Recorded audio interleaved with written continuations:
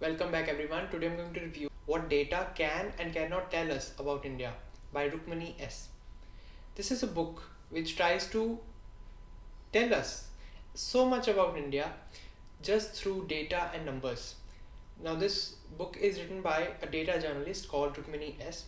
Now there are various chapters in this book and I'll be talking in very brief about all of these chapters and then talk about some of the fascinating things that I learned from them. The name of the first chapter of the book is How India Tangles with Copes and Codes. Now, this is one of the most interesting chapters that I read of the book. In this, the author tries to analyze copes, codes, and crimes. In this, for example, there is this illustration. The data journalist has collected data from various courts, district courts of Delhi, about all the rape cases, and then found that in almost 90% of the rape cases, these rape cases were about people who had eloped with each other from their homes, and then when the girl returned back to her home, she was forced by her parents to register a case against her boyfriend. In fact, sometimes even husband, rape cases against him. So this was one of the this statistic was used by my mood team in one of our mood problems that was discussing the same issue.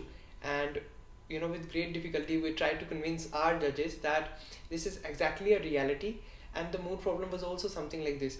So this is how we read books and then also use such real statistics in real life to convince judges that, see, this is the ground reality which is backed by data, because she had real data about Delhi.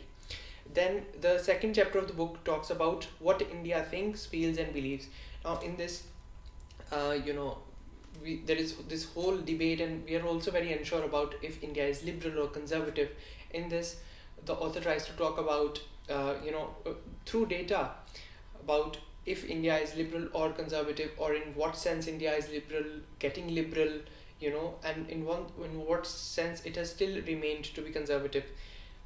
In third chapter, she talks about how India really votes.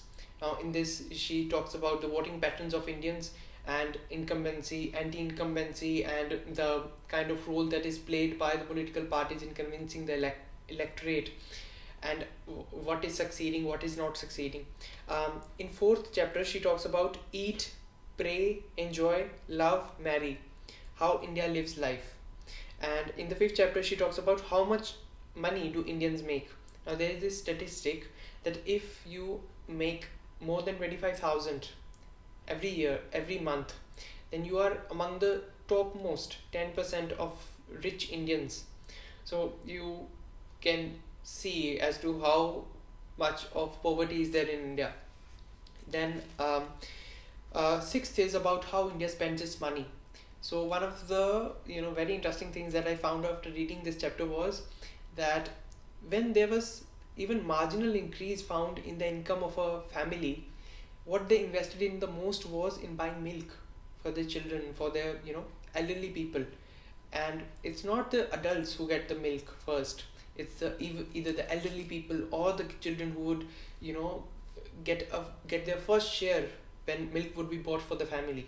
And even my mother used to be very poor when uh, they were living when they were living as a child.